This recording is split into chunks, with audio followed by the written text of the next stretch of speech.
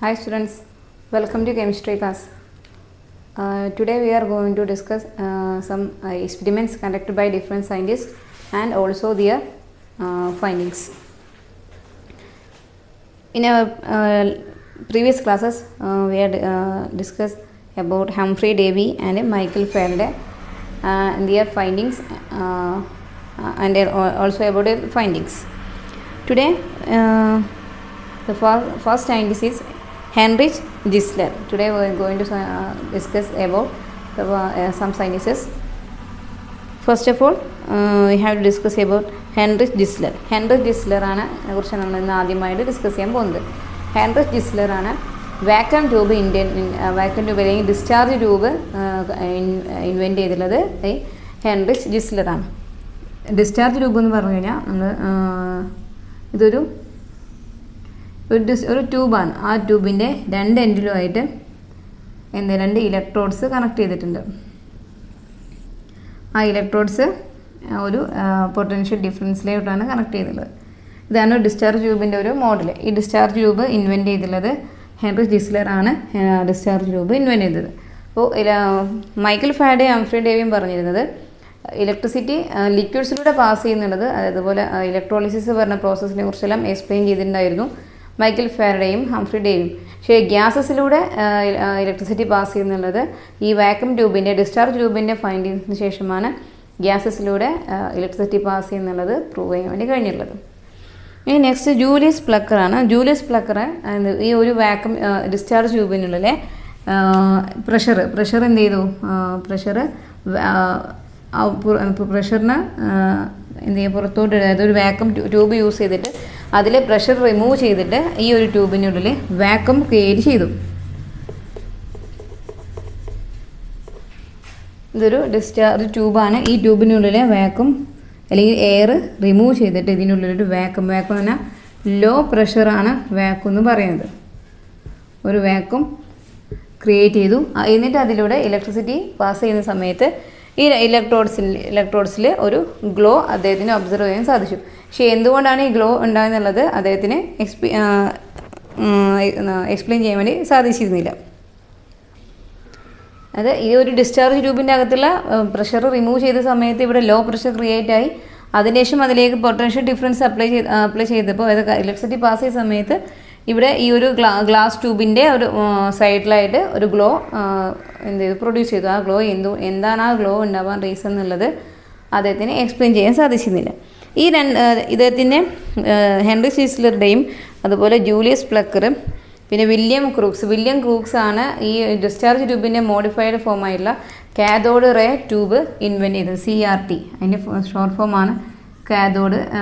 CRT എന്നത് cathode ray ട്യൂബിൻ്റെ short ഫോമാണ്. ഇത് ഇൻവെൻറ്റ് ചെയ്തിട്ടുള്ളത് വില്യം ക്രൂക്സ് ആണ്. ഈ വില്യം ക്രൂക്സ് ഈ CRT ആണ് നമ്മൾ TV-യിലൊക്കെ പിക്ചർ ട്യൂബായിട്ട് യൂസ് ചെയ്യുന്നത്. കാഥോഡ് റേ ട്യൂബാണ്. അതിവിടെ കാഥോഡ് ഡിസ്ചാർജ് ട്യൂബിൽ ഇങ്ങനെ ഇലക്ട്രിസിറ്റി പാസ് ചെയ്ത സമയത്ത് അവിടെ ഗ്ലോ ഉണ്ടായെന്ന് പറഞ്ഞു. ഈ ഗ്ലോ ഡിഫറെൻറ്റ് കളേഴ്സിലുള്ള ഗ്ലോ അവിടെ അവർക്ക് പോസിബിൾ ആയിട്ടുണ്ട്. ഈ ഡിഫറെൻറ്റ് കളേഴ്സിലുള്ള ഗ്ലോ എന്ന് പറഞ്ഞാൽ ഇവിടെ ഫില്ല് ചെയ്യുന്ന ലോ പ്രഷറിൽ ഇവിടെ ഫില്ല് ചെയ്യുന്ന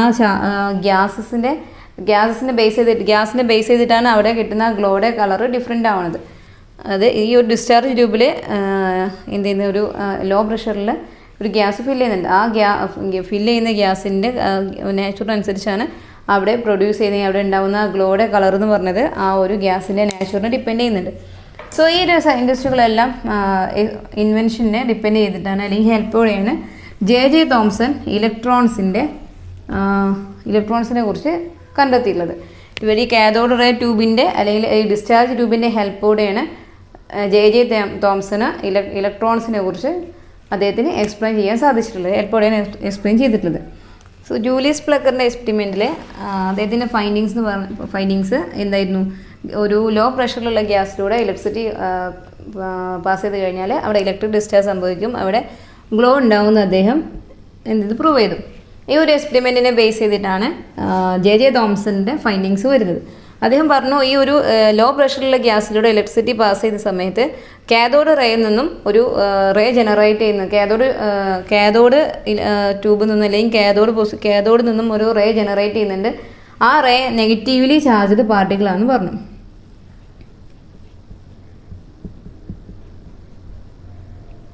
നെഗറ്റീവ്ലി ചാർജ്ഡ് ആണ് അവിടെ ജനറേറ്റ് ചെയ്യുന്ന ആ റേ എന്ന് പറഞ്ഞത്. പിന്നെ അതുപോലെ ഈ പാർട്ടിക്കിൾസിന് സ്മോളർ ആണെങ്കിലും അവയ്ക്കും എന്തുണ്ട്, മാസ് ഉണ്ട്, അതുപോലെ ഒരു എനർജിയും എന്ത് ചെയ്യുന്നുണ്ട്, അവ പ്രോസസ്സ് ചെയ്യുന്നുണ്ടെന്ന് അദ്ദേഹം കണ്ടെത്തി.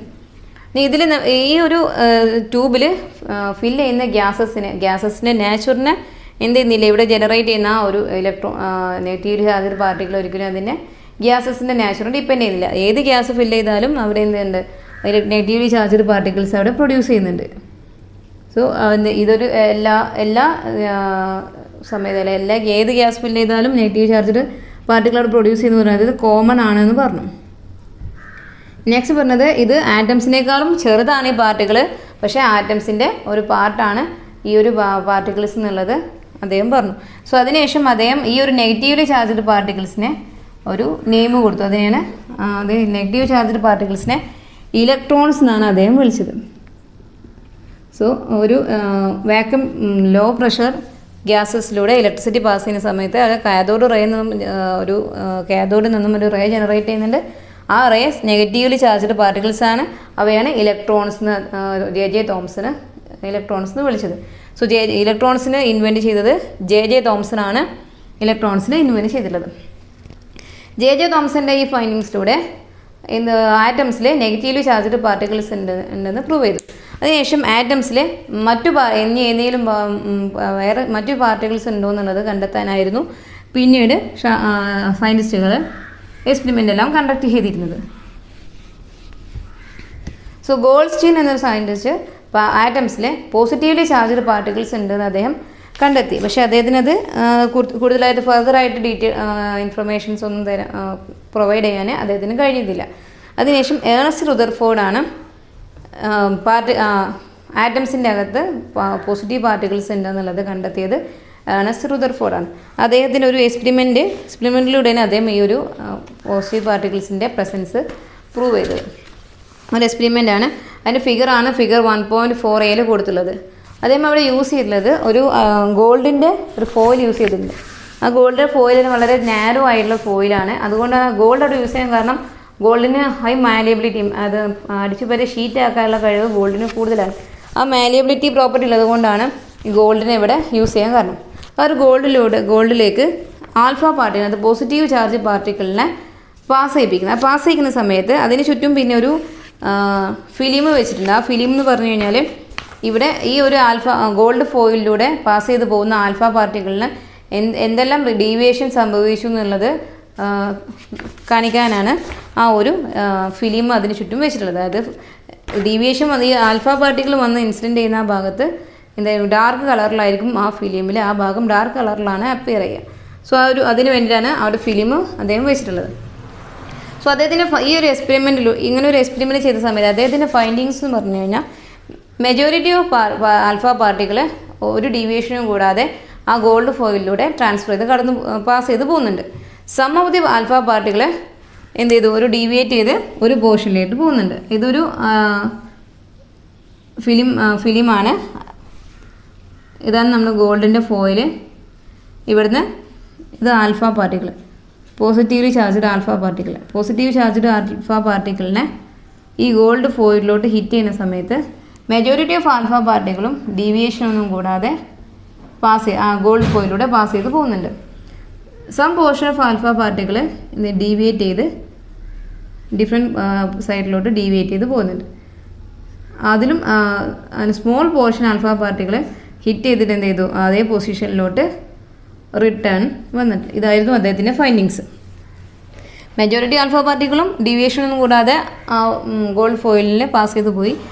അത് സ്മോൾ പോർഷൻസ് എന്ത് ചെയ്തു, ഡീവിയേറ്റ് ചെയ്തു പോകുന്നുണ്ട്. സം പോർഷൻസ്, ഏറ്റവും സ്മോൾ പോർഷൻസ് ഡീവിയേറ്റ് ചെയ്ത് അതിൽ ഹിറ്റ് ചെയ്ത് തിരിച്ച് റിട്ടേൺ വരികയാണ് ചെയ്തിട്ടുള്ളത്. ഈ ഒരു എക്സ്പെരിമെൻറ്റിലൂടെ അദ്ദേഹത്തിൻ്റെ ഫൈൻഡിങ്സ് എന്ന് പറഞ്ഞു കഴിഞ്ഞാൽ ഈ മേജർ ആറ്റംസിൻ്റെ അകത്ത് എന്ത് ചെയ്യേണ്ട ഈ ആൽഫ പാർട്ടിക്കിൾ എന്താണ്, പോസിറ്റീവ് പാർട്ടിക്കിൾസ് ആണ്. സോ ഈ പോസിറ്റീവ് പാർട്ടിക്കിളിനെ ഡീവിയേറ്റ് ചെയ്യുന്നുണ്ടെങ്കിൽ ഈ ഒരു ആറ്റംസിൻ്റെ സെൻട്രൽ പോർഷനിൽ എന്തായിരിക്കും വേണ്ടത്, പോസിറ്റീവ് ചാർജാണ് വേണ്ടത്. കാരണം പോസിറ്റീവ് ചാർജ് വന്നു കഴിഞ്ഞാലാണ് പോസിറ്റീവ് ചാർജ് പാർട്ടിക്കിൾസിനെ ഡീവിയേറ്റ് ചെയ്യുള്ളൂ. നെഗറ്റീവ്ലി ചാർജ്ഡ് പാർട്ടിക്കിൾസ് ആണെങ്കിൽ പോസിറ്റീവിനെ അട്രാക്ട് ചെയ്യാണ് ചെയ്യാം. സോ ഇവിടെ പോസിറ്റീവ് ചാർജ്ഡ് ആൽഫ പാർട്ടിക്കിളിനെ ഡീവിയേറ്റ് ചെയ്യാൻ കാരണം ആ ആറ്റംസിൻ്റെ അകത്തുള്ള പോസിറ്റീവ്ലി ചാർജ്ഡ് പാർട്ടിക്കിൾസ് ആണ് ആ ഡീവിയേഷന് കാരണം. ഈ പോസിറ്റീവ് ചാർജ്ഡ് പാർട്ടിക്കിൾസിന് അദ്ദേഹം പ്രോട്ടോൺസ് എന്നുള്ള പേരും നൽകി. അതൊരു സ്മോൾ പോർഷൻസിൽ മാത്രമാണ് ആ പ്രോട്ടോൺസ് കോൺസെൻട്രേറ്റ് ചെയ്തിട്ടുള്ളതാണ് അദ്ദേഹം കണ്ടത്. അത് നമ്മൾ പറഞ്ഞു മെജോറിറ്റി എന്താണ് ഡീവിയേഷൻ കൂടാതെ പാസ് ചെയ്ത് പോയി, സ്മോൾ പോർഷൻസ് മാത്രമാണ് ഡീവിയേഷൻ സംഭവിച്ചിട്ടുള്ളത്. അപ്പോൾ ഈ ഒരു ആറ്റംസിനകത്ത് പോസിറ്റീവ് ചാർജ്ഡ് പാർട്ടിക്കിൾസ് കോൺസെൻട്രേറ്റ് ചെയ്തിട്ടുള്ളത് സ്മോൾ പോർഷൻസിൽ മാത്രമാണ്. അത് ആ ഒരു പോസിറ്റീവ് ചാർജ്ഡ് പാർട്ടിക്കിൾ കോൺസെൻട്രേറ്റ് ചെയ്തിട്ടുള്ളത് അദ്ദേഹം കണ്ടെത്തി. The major portion of atom is empty and there is a small part inside the atom where all the positive charge is concentrated.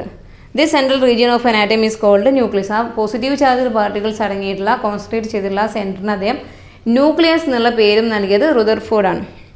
On the basis of his further experiment in 1920 it was proved that particles that were responsible for the positive charge are proton. ഈ positive ചാർജിന് കാരണം എന്താണ്? Protons എന്നാണ്. Positive charged പാർട്ടിക്കിൾസിന് അദ്ദേഹം പ്രോട്ടോൺസിലുള്ള പേര് നൽകി.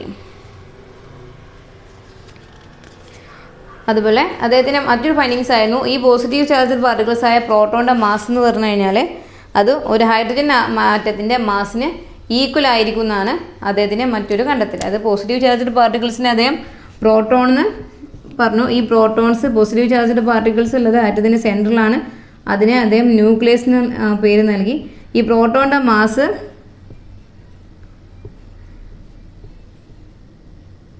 Equal to mass of hydrogen atom. Hydrogen ആറ്റത്തിൻ്റെ മാസിന് ഈക്വലാണ് ഈ ഒരു പ്രോട്ടോണിൻ്റെ മാസ് എന്നുള്ളതുമായിരുന്നു അദ്ദേഹത്തിൻ്റെ ഫൈൻഡിങ്സ്.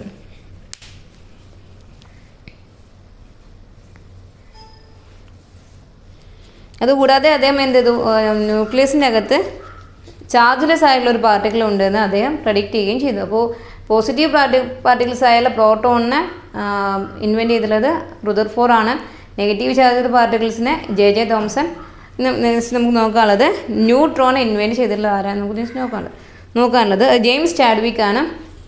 നെക്സ്റ്റ് നമുക്ക് ഇതിന് പഠിക്കാനുള്ളത് ജെയിംസ് ചാഡ്വിക്ക് ആണ്. നമുക്ക് ഇതിൽ ന്യൂക്ലിയസിനകത്ത് ചാർജ്ലെസ് ആയിട്ടുള്ള പാർട്ടിക്കിൾസ് ന്യൂട്രോൺ ഉണ്ടെന്ന് കണ്ടെത്തിയിട്ടുള്ളത് ജെയിംസ് ചാഡ്വിക്കാണ്. സോ ജെയിംസ് ചാഡ്വിക്കാണ് ന്യൂട്രോണെ ഇൻവെൻറ്റ് ചെയ്തിട്ടുള്ളത്.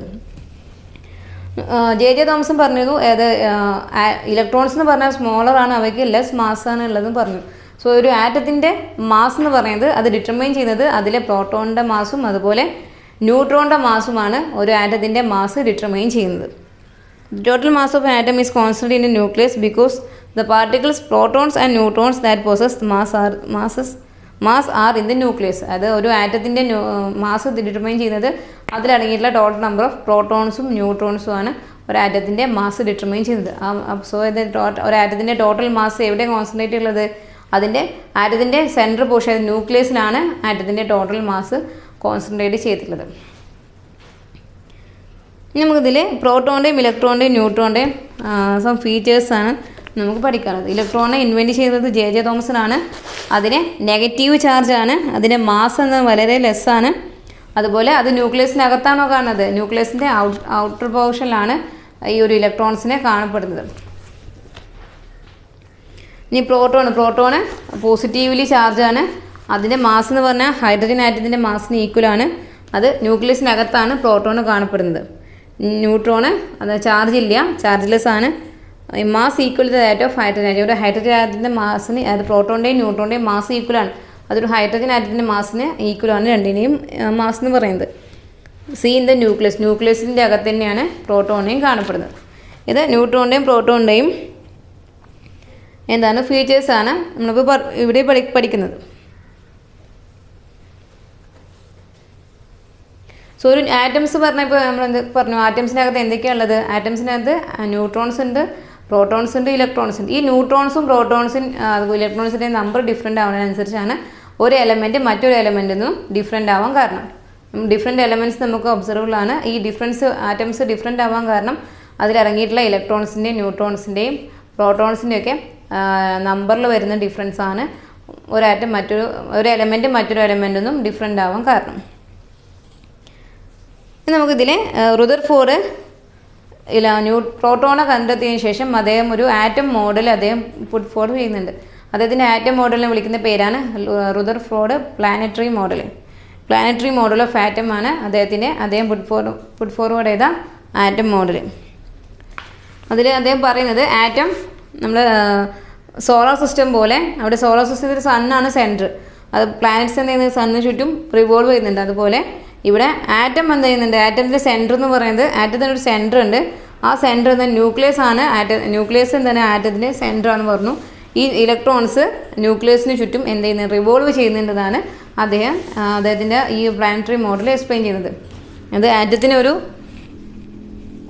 റദർഫോർഡിൻ്റെ പ്ലാനറ്ററി മോഡൽ ഓഫ് ആറ്റം ആണ് നമ്മൾ പറയുന്നത്. അതിൽ അദ്ദേഹം പറഞ്ഞത് സോളാർ സിസ്റ്റം പോലെ, സോളാർ സിസ്റ്റത്തിൽ സെൻറ്റർ സണ്ണാണ്, സണ്ണിന് ചുറ്റും പ്ലാനറ്റ്സ് റിവോൾവ് ചെയ്യാണ്.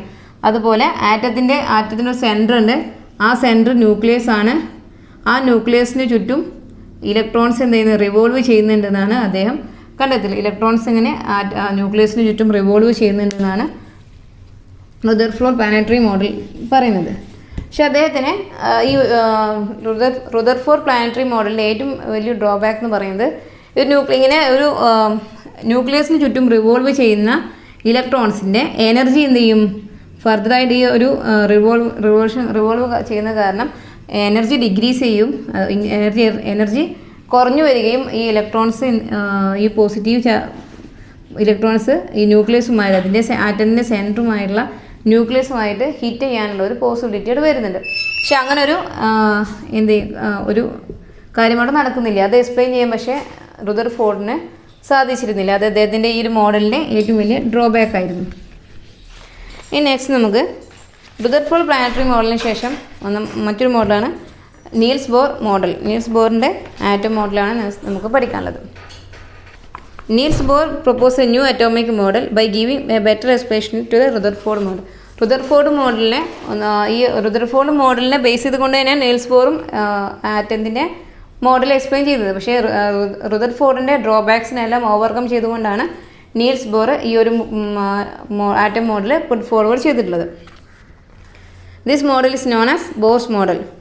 Bohr's model utilized for giving a lucid explanation to the features of an atom. According to Bohr model, the revolving path traced by electrons are called orbits. റുദർഫോർഡിൻ്റെ മോഡൽസിൽ പറഞ്ഞിരുന്നു അത് nucleus ആണ് ആറ്റംസിൻ്റെ centre എന്നും electrons അതിന് ചുറ്റും revolve ചെയ്യാമെന്ന് പറഞ്ഞിരുന്നു. പക്ഷെ അതിന് ഡ്രോബാക്ക് നമ്മൾ പറഞ്ഞു, ഈ ഇലക്ട്രോൺസ് എന്തെയും എനർജി കുറഞ്ഞു വരികയും ആറ്റംസുമായിട്ട് കൊളൈഡ് ചെയ്യാനുള്ള ഒരു പോസിബിലിറ്റി, ആറ്റംസിൻ്റെ ന്യൂക്ലിയസുമായിട്ട് കൊളിഷനുള്ള ഒരു പോസിബിലിറ്റി ഉണ്ട്. പക്ഷെ അങ്ങനെ റിയലായിട്ട് നടക്കുന്നില്ല.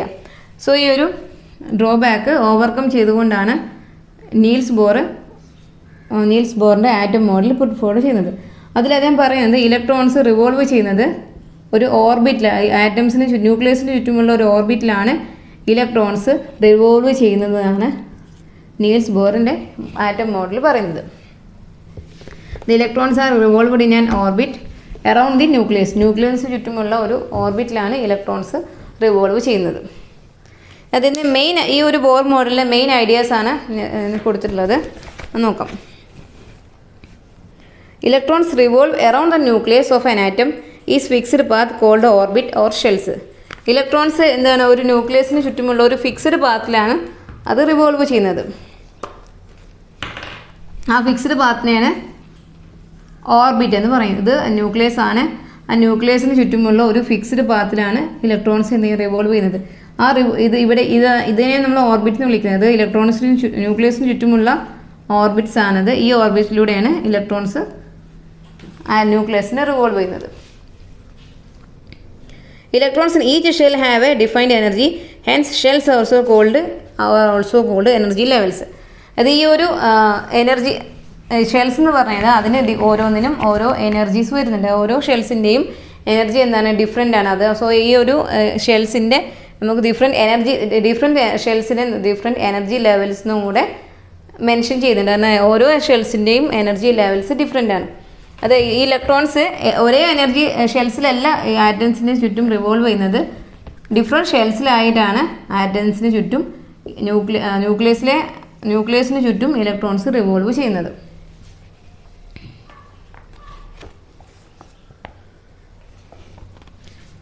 Then energy of a shell increases as distance from the nucleus increases.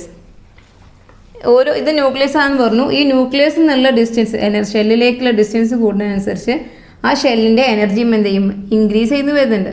അതുപോലെ ഈ ന്യൂക്ലിയസിൽ നിന്നുള്ള ഡിസ്റ്റൻസ് കൂടുന്നതനുസരിച്ച് അവിടെ force of attraction between nucleus and electrons എന്ത് ചെയ്യും, കമ്പാരിറ്റീവ്ലി ഡിഗ്രീസ് ചെയ്ത് വരികയാണ് ചെയ്തത്.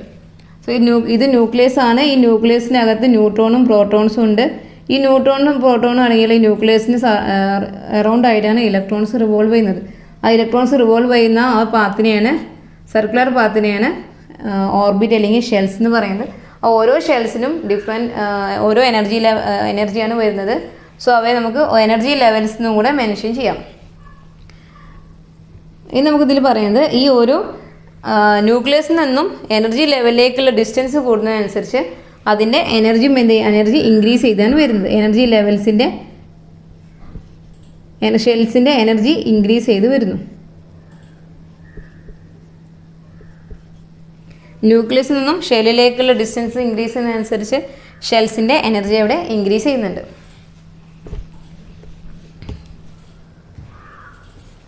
The next point, the shells around the nucleus can be numbered from near the nucleus as 1, 2, 3, 4 or represented by the letters K, L, M, N, O, 4.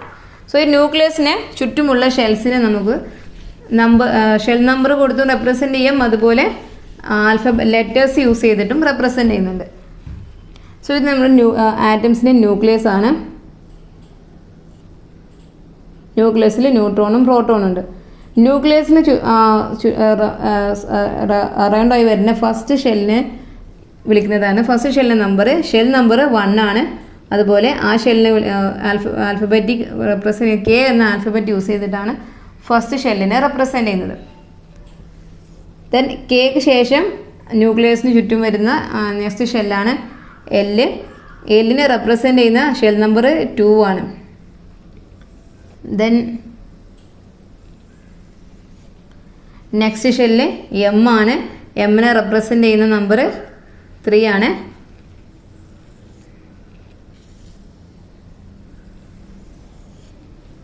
Then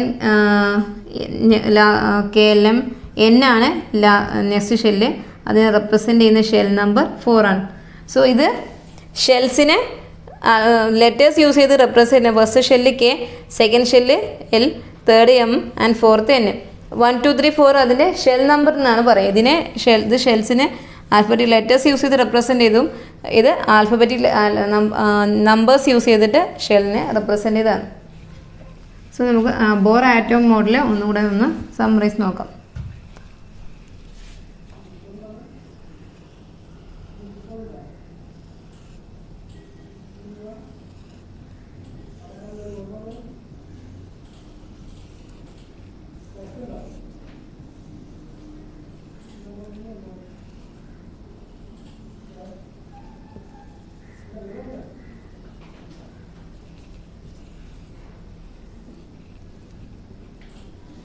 ഇത് ആറ്റത്തിൻ്റെ nucleus ആണ്. According Bohr model അനുസരിച്ച് ആറ്റത്തിൻ്റെ ന്യൂക്ലിയസിന് അറൗണ്ടായിട്ട് എന്ത് ചെയ്യുന്ന electrons revolve ചെയ്യുന്നുണ്ട്. ആ electrons revolve ചെയ്യുന്ന പാത്തിനെയാണ് orbit എന്ന് പറയുന്നത്.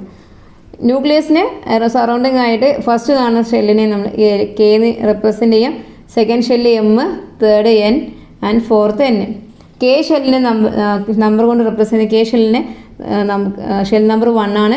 L, 2, M, 3 and N, 4 and so on further. So ഇവിടെ ന്യൂക്ലിയസുമായി ഏറ്റവും അഡ്ജസ്റ്റൻ്റ് ആയി നിൽക്കുന്ന ഷെല്ല് ഏതാ? കെ ഷെല്ലാണ്. ഏറ്റവും ന്യൂക്ലിയസിന് ഏറ്റവും അഡ്ജസ്റ്റൻ്റ് ആയി നിൽക്കുന്ന ഷെല്ല് KL ഷെല്ലാണ്. Next L shell, then M and last N shell.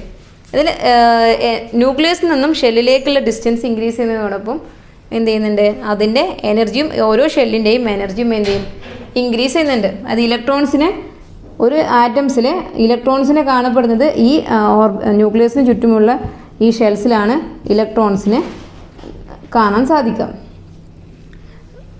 അപ്പോൾ ബോർ ആറ്റം മോഡൽ അനുസരിച്ച് ഇലക്ട്രോൺസ് ഉള്ളത് ഈ ന്യൂക്ലിയസിന് ചുറ്റുമുള്ള ഈ ഷെൽസിലാണ്. ആ ഷെല്ലിനെ റെപ്രസെൻ്റ് ചെയ്യുന്ന നമ്പേഴ്സും ലെറ്റേഴ്സുമാണ് ഇവിടെ കാണിച്ചിട്ടുള്ളത്.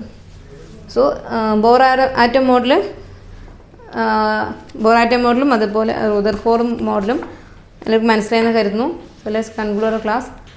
Have A nice day.